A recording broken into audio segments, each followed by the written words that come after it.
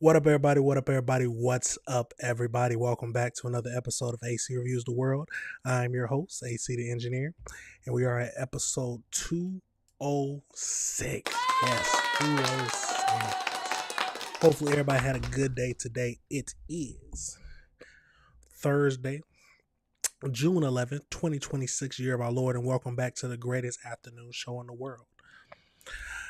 You ain't got to believe it, but I believe it. That's all that matters. But welcome back to the show where we go over 4 or 5 topics of just things that I found that we need to discuss together.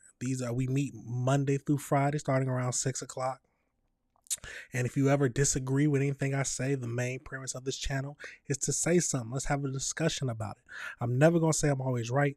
I'm never going to say I understand everything, but I'm willing to talk and listen to you. But if you like this type of content, remember, y'all, the best way to show your support is always just hit that like button, hit that subscribe button, and hit that notification bell so you can be up to date on all the videos, y'all, because I try dropping every single day.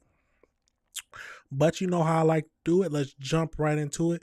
Now I say that, but eventually, how I see this channel going, I'm just going to give a little brief behind the scenes. I eventually see this channel going where I'll wait to start the show until a certain number of people get in here if I have a usual number of audience.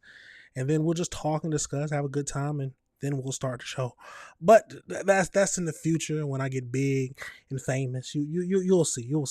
But let's jump over into it and talk about it. The first topic we're discussing today is we got to go over to Michigan, where we had a quadruple murder where it ended up a son ends up killing his father, mother, brother, and his brother's girlfriend, y'all. We got a couple of videos to look at, and then, of course, we'll go over into the AI breakdown just to find out what else we can figure out. But let's jump over into it and see what we can learn, y'all. Remember, hit that like button, y'all, and tell me if you disagree. Let's get into it. Local 4 News starts now with a breaking news alert. And we begin with breaking news right now in the city of Livonia. 4 adults are dead after a shooting inside this home you see right here on your screen. And police do have a suspect in custody. Relatives of some of the victims inside that house and in the backyard. This video from a viewer shows police rushing in, swarming this home. Officers sprinting up to the house, their guns drawn, so many of them. And in that same video, off to the left, you can see a man in handcuffs being walked to a police cruiser put in the back of that police cruiser. Police say that suspect walked out of the home with his hands already up in the air, and officers quickly took him into custody. Thanks for joining us at 11. I'm Tyson. You know what he did? He knew he was about to go to jail. Steele. Police say this is where it started just before 6 o'clock earlier tonight at this home right here. Neighbors reported hearing gunshots inside the home on Rensselaer near 7 Mile and Inkster. Let's get right out to Noelle Friel. She's live at the scene with the very latest details. Noelle, we just learned the suspect is related to some of the victims.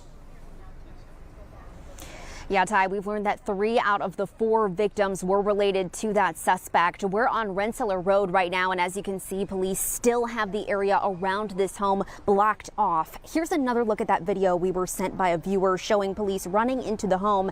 And in the bottom left corner of the video, you can see a man being put into a police car in handcuffs. Police say they were called to the scene for reports of shots fired just after 5:45 tonight. When police arrived, they say a man came out of the home with their hands up and was arrested. Police found 2 people in a bedroom of the home and 2 more people in the backyard, all dead from gunshot wounds. Police say 3 of the victims were family members of the suspect, and the 4th victim was in a relationship with one of those family members. Police also said officers found the gun that's believed to have been used at the scene. We heard from one neighbor who said while he doesn't know the victims personally, he hates to see gun violence take lives in his neighborhood. Now, it does just make me think, what could drive a man to kill his entire family and then not even leave the girlfriend or your brother? I mean, I guess if you're gonna kill your family, you're gonna kill her too. But this is, I don't know if they're gonna chalk this up to mental illness. I don't know how they're gonna say. And then the defense that I'm trying to think about, what defense he's gonna use, because they're always gonna come with a defense. But let's keep going into this, y'all. It's heartbreaking for everybody involved. Hopefully it's somebody's kid, it's somebody's daughter, son, brother, friend, uncle, cousin. It's absolutely heartbreaking. And again, just an absolutely heartbreaking scene here. Livonia police are saying that there's no threat to the public, saying that their thoughts are with the family members being impacted by this. Live in Livonia, Noel. Yeah, 100%. You got to keep your thoughts with all the other family members, and just, it's a crazy scene. Let's get over into this next one. It's a real shock, you know. Something must have happened to set him off or click, because, they were a normal family. They had ups and downs. Tonight, we are learning more about the family shot and killed in Livonia. They were identified today as 58-year-old Sterling Pierce, 53-year-old Holly Kimball, their son, 22-year-old Tanner Pierce, and Tanner's girlfriend, 21-year-old Nevaeh Finch. The shooting happened last night at a home off of Rensselaer Street, and tonight friends and family are reacting to what happened and still in disbelief about this situation. CBS News Detroit's Julia Avant joins us now live outside of the Livonia Police Department. And Julia, you heard from some of the people who knew this family quite well. Yes, and that news for many of those loved ones, friends and family of this family impacted, are still shocked about what happened at that home off of 7 Mile in Livonia. I spoke to a man who used to be neighbors to this family for years and says he watched the suspect and his brother grow up. I hope to find out what happened. Ron Bozzi says he acted like an uncle to the Pierce boys. We were neighbors for 10 years. We were pretty good friends. I watched the boys grow up. He says the Pierces were a good, hardworking family. He tells me the suspect's parents, Holly Kimball, was a registered nurse, and Sterling Pierce, a former contractor. And their sons, he says, were great boys. It's a real shock, something must have happened to set him off or click. During a news conference held by Livonia Police Wednesday, Police Chief Thomas Goralski says officers found the weapon and other weapons in the home. They went hunting, they hunted just like a lot of fathers and sons. Jaden Stroskowski was friends with Tanner and considered him a big brother. He also told me that he felt something was off when he recently checked the suspect's social media page. Week prior to everything happening, he was posting a lot of weird stuff, and he was reading a book and it was just saying a bunch of things, and one post said something like, I got into an argument with my family, now they all hate me. Chief Goralski said the suspect has no known criminal history. Police had not previously been called to the home, and investigators are trying to determine his motive. All I can tell you is this, that there was a contentious relationship between the suspect and his parents. Back at home, a makeshift memorial with flowers and candles have been created. Stroskowski says Tanner was his role model who inspired him and everyone around him. To be able to hear the things that he was doing at such a young age, he was doing great work. He was a great boyfriend. He was a great family person. And I always just strive to be like him, and I let him know that every time. And many people that we spoke with just want to know why. Now, police have not released the name or the charges the suspect will face. A court date has yet to be set. That has to be hard, dealing with someone you thought you knew, but I don't know what changed in him or if he was always this type of person, but hopefully we get an idea of why. But let's do one more video where it says that the suspects admitted to killing them. All right, thank you so much, Allie. Well, developing news. Charges could come as early as today against a man accused of carrying out a deadly quadruple shooting at a home in Livonia. Police say that the man killed both of his parents, his brother, and his brother's girlfriend. All 4 victims have now been identified. Their names are on your screen. 58-year-old Sterling Price, 53-year-old Holly Kimball, 22-year-old Tanner Pierce, and 21-year-old Nevaeh Finch. No, they were all shot and killed at a home on Rensselaer Street near 7 Mile in Inkster Tuesday night.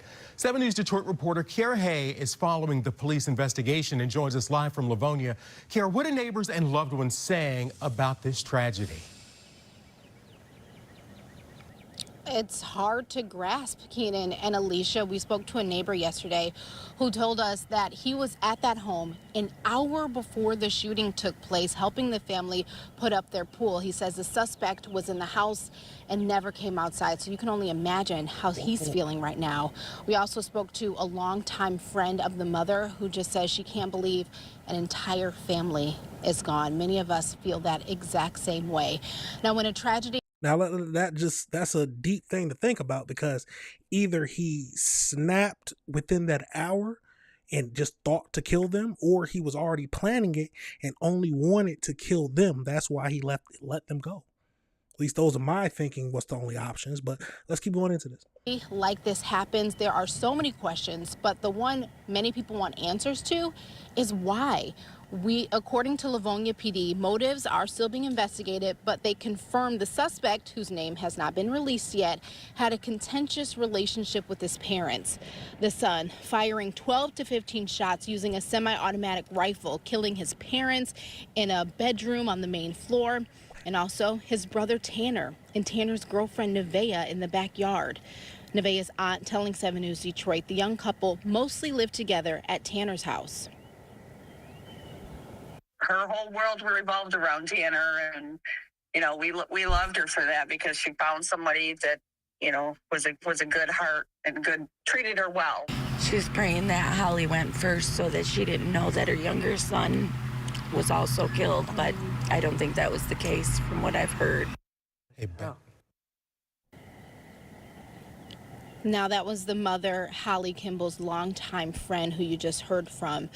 The mayor of Livonia calling for everyone to come together at this time of tragedy. In a statement, she says, in part, quote, "I ask all Livonians to keep the victims, their loved ones, and everyone touched by these events in your hearts. And remember that healing happens best when a community stands united."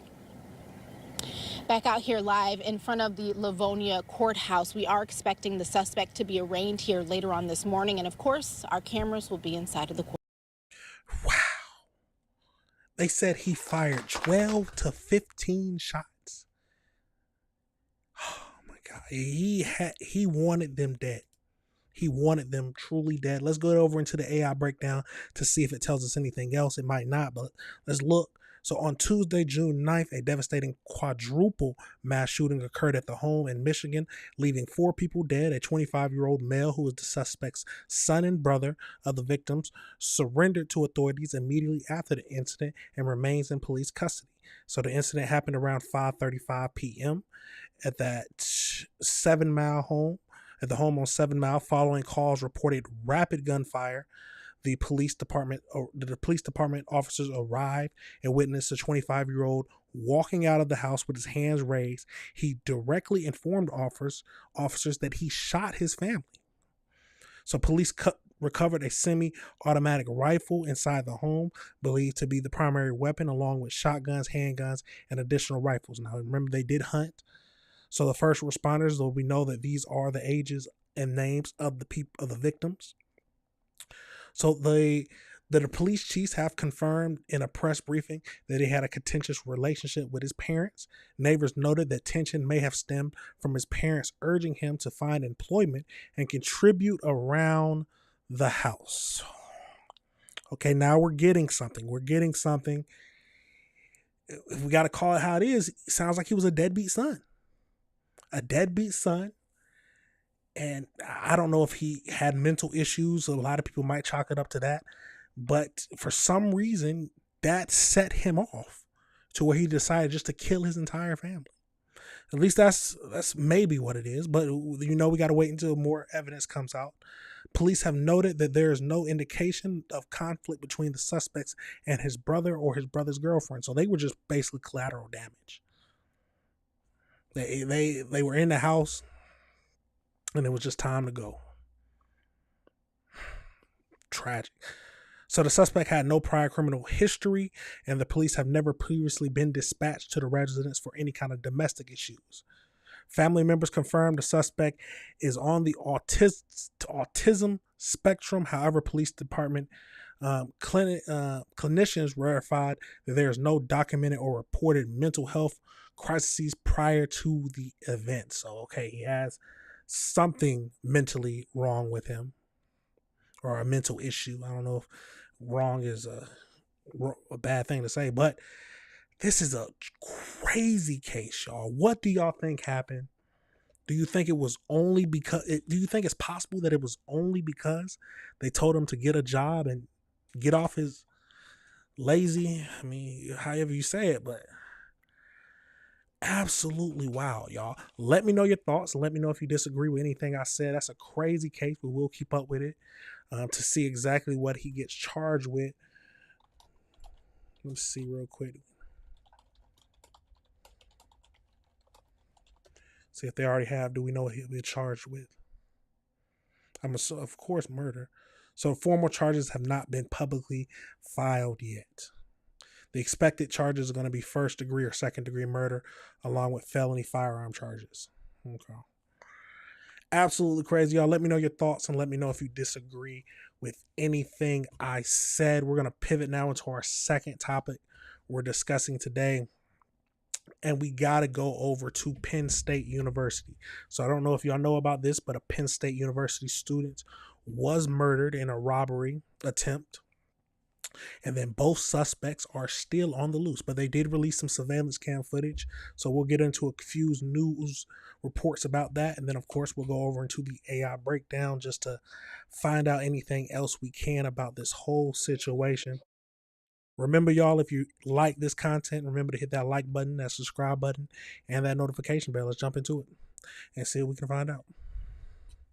The neighborhood has been trying to make sense of this all day, and I spoke with the victim's dad. He is devastated. His son was shot right here at 20th and Durfur Streets, just steps away from his home.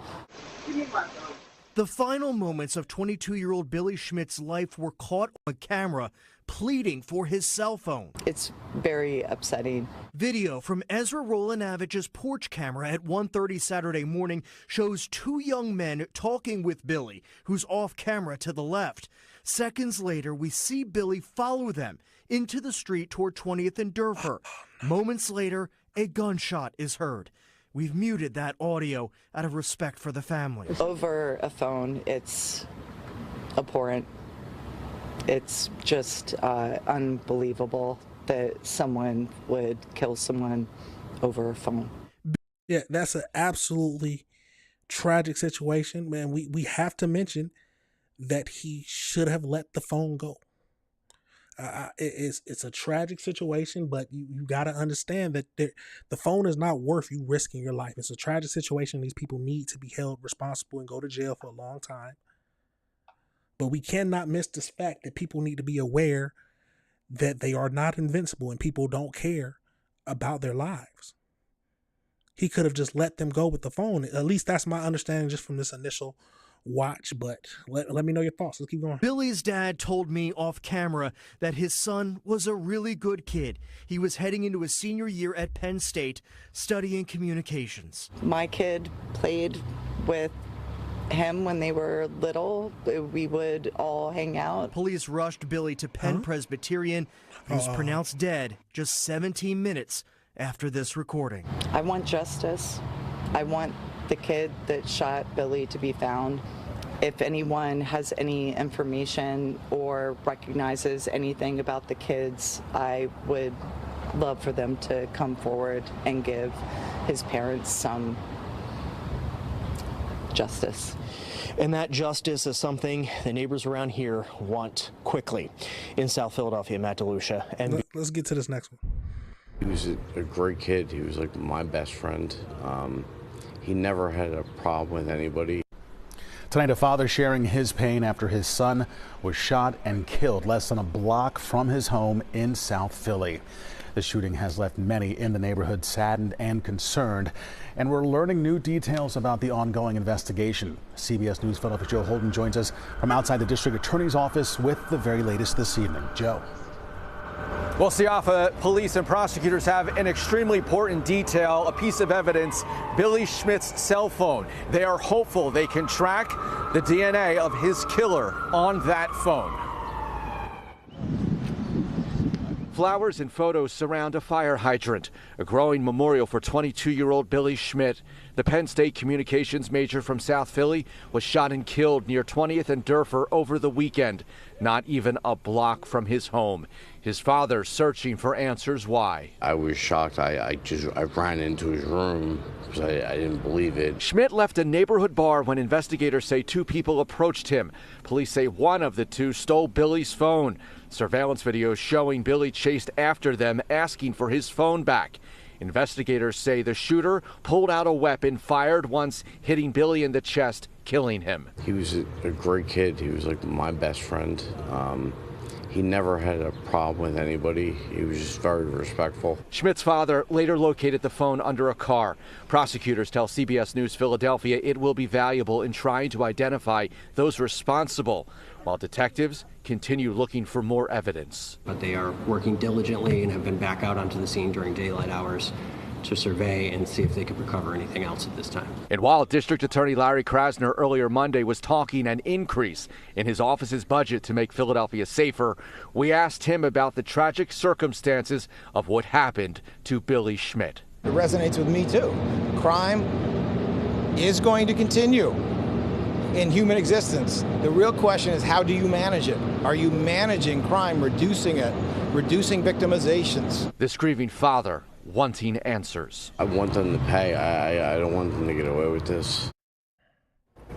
100%. Yes, the suspects need to go to jail. It sounds like that they dumped the phone as soon as they killed him. But like I said again, he should not have chased after him. I am very adamant. If someone steals your stuff, I understand. If you don't have the ability to protect your own self, and if you know what I mean, you should. But don't run after somebody to get your stuff back. Call the police. That is their job. And once again, police still looking for additional surveillance video that gives them better perspective on the images of those alleged killers. And they did release some surveillance footage. Let's get over into that next video.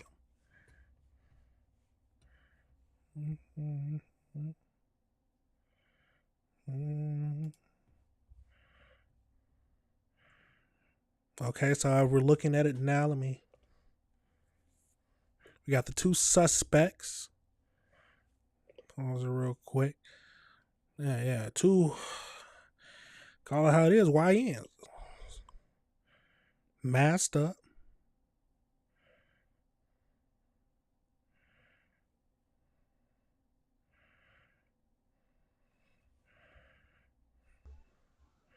Wow, they catching them everywhere.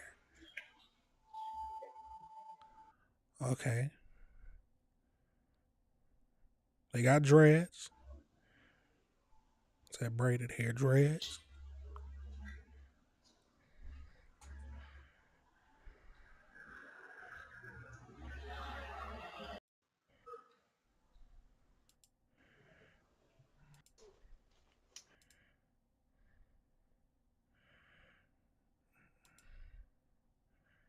Oh, they ditched their hoodies. Okay. Wow, they track them everywhere.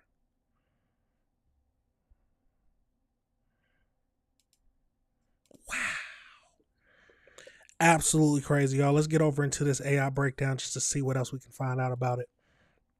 So as we know that Billy, a 22-year-old Penn State University senior, was shot and killed in South Philadelphia during an apparent armed robbery on June 6, 2026. The shooting happened at around 1:30 a.m. on the 9,000 block of Duffer Street, just yards away from his home. He was walking back to from the neighborhood bar where he was watching the NBA Finals. Surveillance video and porch camera footage obtained. Investigators captured the final moments. So two suspects approached and stole his cell phone. He can be heard on the video demanding, "Give me back my phone," as he chased the thieves. One suspect threw the phone into the street, later recovered under the parked car. And as he pursued them around the corner, the second suspect turned around and shot him. So they didn't even... They tossed it as soon as he yelled at him. And I guess in the heat of the moment, he didn't see. and he still chased him around that corner. He was rushed to the medical center where he was pronounced dead at 1:47. Wow.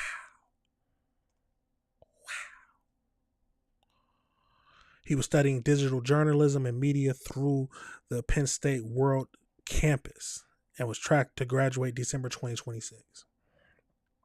So as we know, they released the suspect's description. Suspect 1, thin to medium build, roughly 5'8". He was wearing a black face mask and highly distinct light gray confused brand hoodie. I don't even know what that is. Hooded sweatshirt.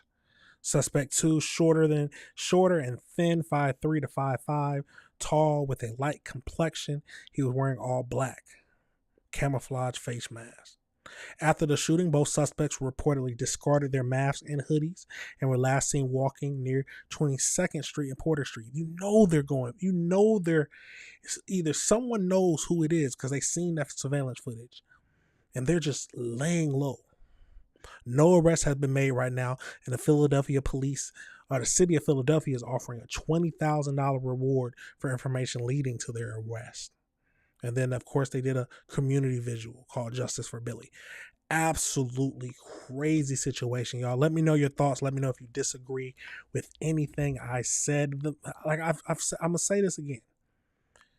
Be careful because people do not care about your life. It's as simple as that. He could have avoided this, and we got to be honest. He could have avoided this if he just let the phone go and called the police. But, of course, it doesn't matter if he could have avoided it or not. The people who killed him deserve to rot in prison.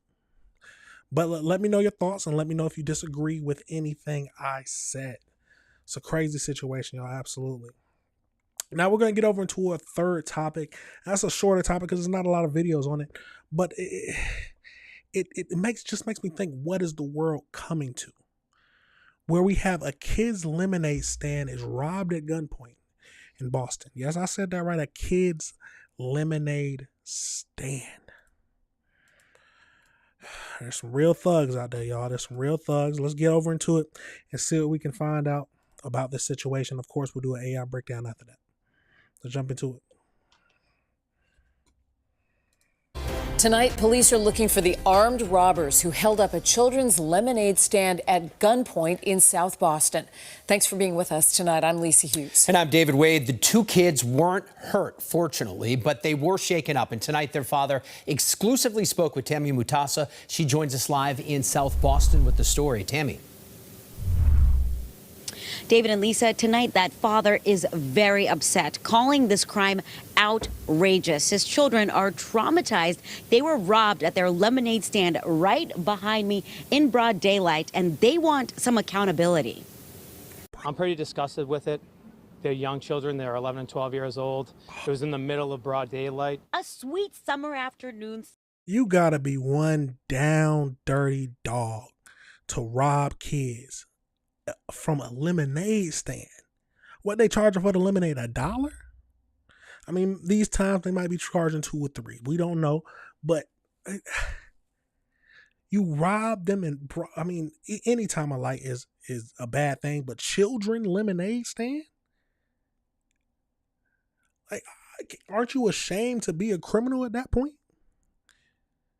Literally taking candy from babies, y'all. That's crazy. Selling lemonade ended in fear and disbelief for Dave Burns' 11-year-old daughter and 12-year-old son when police say two masked suspects robbed their stand at gunpoint. Definitely a little disturbed, definitely a little upset about everything.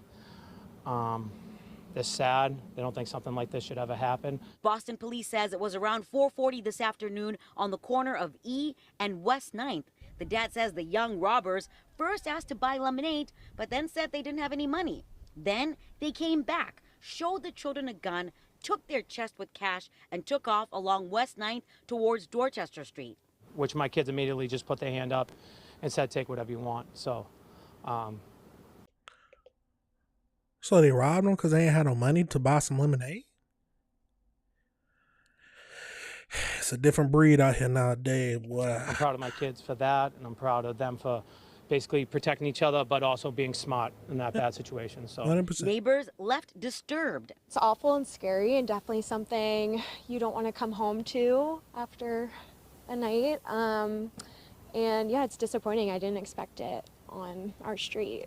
It was beautiful out. You'd never think like something like that would happen. The children and others in the community usually come together for the lemonade stand to earn a few dollars and learn the value of hard work. But now they're learning a frightening lesson in crime they should never have to experience. it's outrageous that in such a good community that we can have something like this happen. I think we need some more presence around in order for this to never happen again.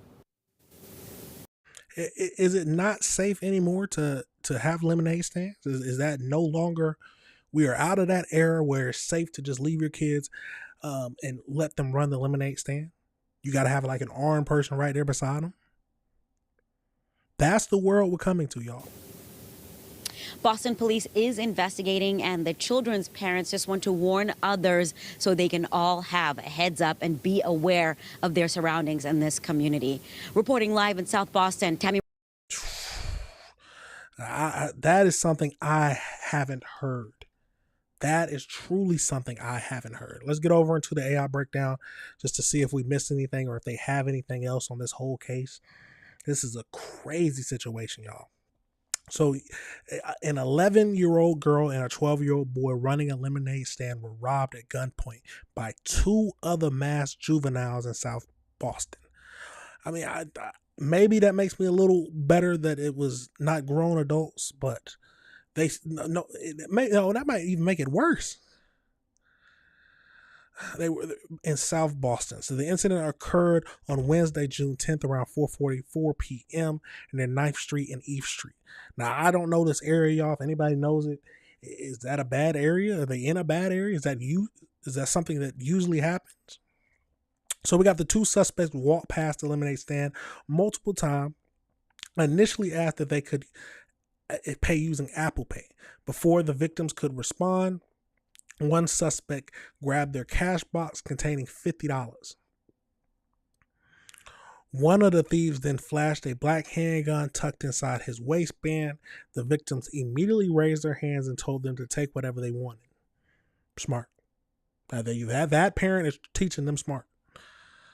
So the suspects fled on foot down West 9th Street towards Dorchester Street. A neighbor later spotted them dropping the empty cash box on Grimace Street. So with the suspect's description, so we got, Jesus.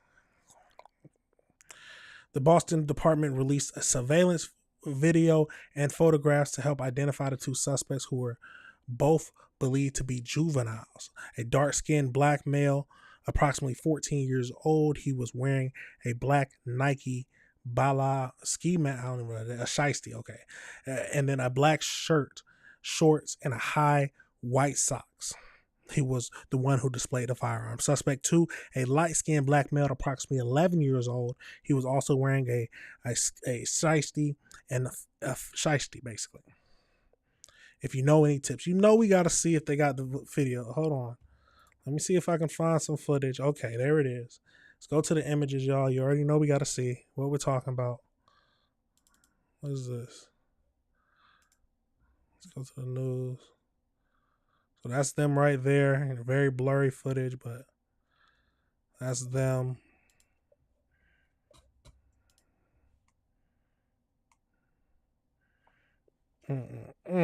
People are... What is the world coming to, y'all? What is the world coming to? Absolutely crazy situation, y'all. Let me know your thoughts and let me know if you disagree with anything I said. Wow, robbing a lemonade stand, but are we surprised at this point? I'm not. Let's pivot over into one more topic that we're going to be discussing today, y'all. And we got to go over into a difficult case, but we have a father whose murder conviction has been overturned. Why? Because of a procedural trial flaw. And he is charged with killing his 5-year-old daughter. Yes, now there's a lot of evidence on this, but the procedural trial flaw basically overturned the conviction. Let's get over into these videos, and then of course we'll go over into an AI breakdown to wrap this all up. But it's a crazy situation, y'all. It sounds like we gotta blame the prosecutors, if anything. But let's get into this and see what we can figure out. New Hampshire Supreme Court overturned Adam Montgomery's murder conviction. 2 years ago, Montgomery was sentenced to 45 years to life for the murder of his 5-year-old daughter, Harmony. But as WBZ's Christina Rex shows us, the court says he did not get a fair trial. Can you tell me that she's alive? Adam Montgomery's murder conviction overturned by New Hampshire's highest court. I swear on my life. The 35-year-old was convicted in 2024 of murdering his 5-year-old daughter, Harmony, by allegedly beating her to death in 2019 and later disposing of her body.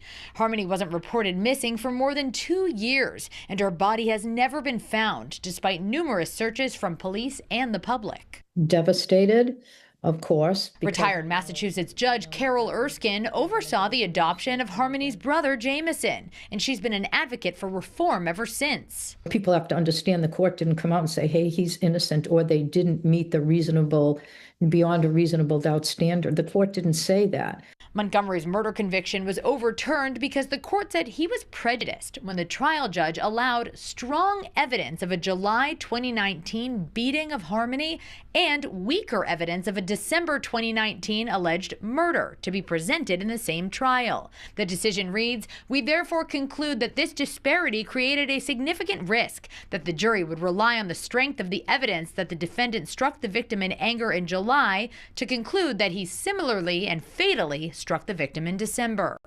So they can't use the conclusion that this man is a child beater to be like, oh, okay, he's the murder makes sense as well.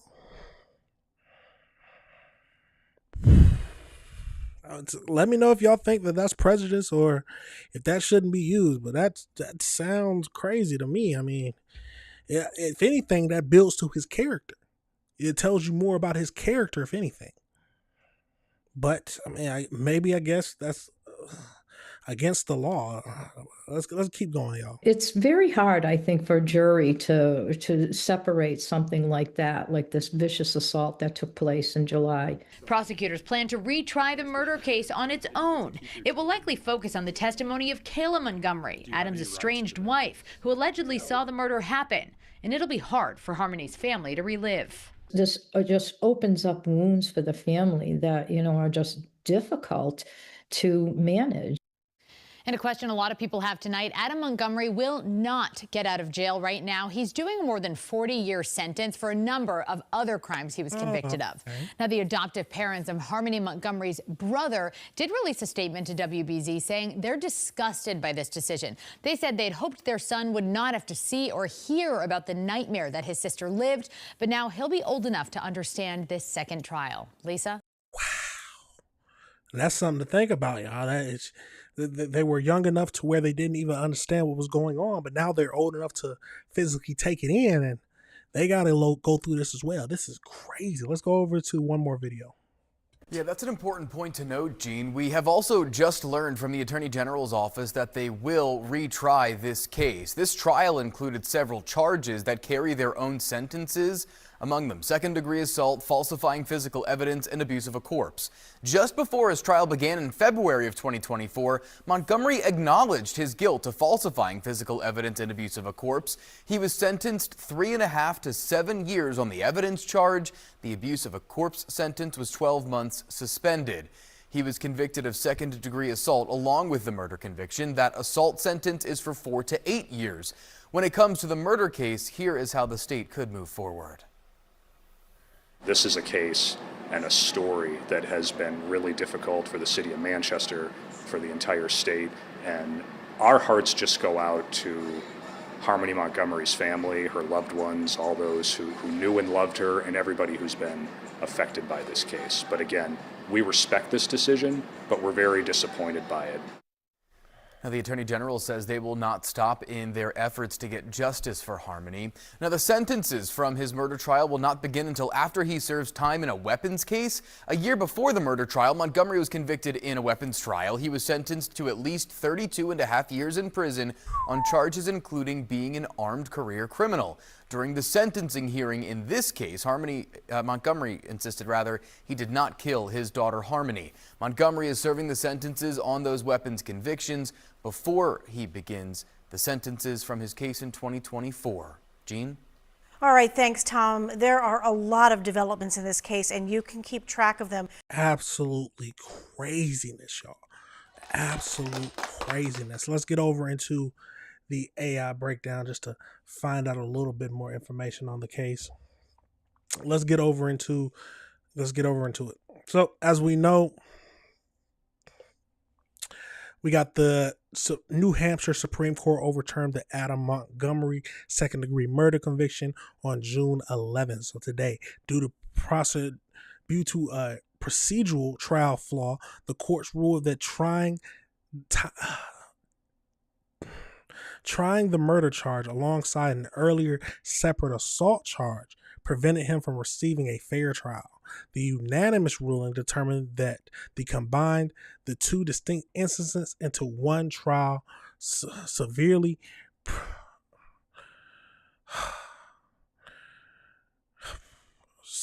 affected the jury. This is crazy, y'all.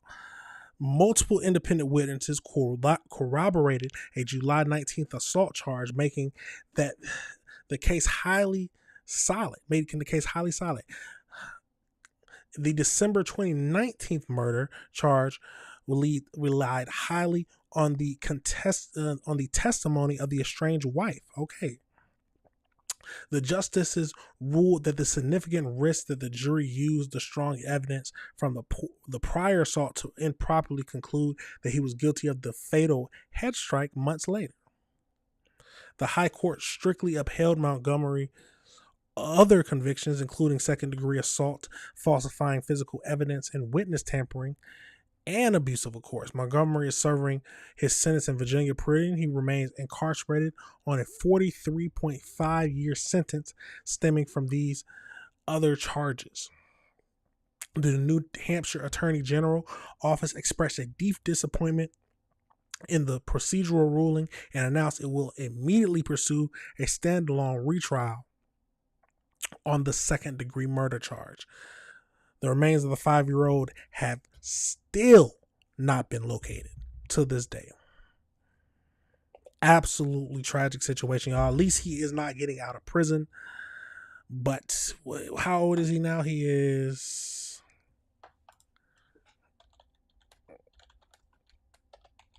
I'm assuming in his 40s. He's 36. So he's serving 43.5 years. Most likely can get out halfway or eligible for parole halfway through. They have to try this again. He cannot get out that soon. But let me know your thoughts and let me know if you disagree with anything I said, y'all. It's a crazy situation, but we have to keep looking at it. But that is it for the show today. We're going to end it at 4 topics. Like always, if you disagree with anything I say, please leave a comment. I'm never going to say I'm always right. I'm never going to say I always understand everything, but I'm willing to listen and talk about it. But you already know these videos will be broken down, and I will see y'all tomorrow for our last show of the week. Now, if you ever have any suggestions, you can always send it over to my email. It's very simple, acreviewstheworld@gmail.com, a dot after the A and a dot after the C. But that's it for now, y'all. You already know I got to play that outro. Peace.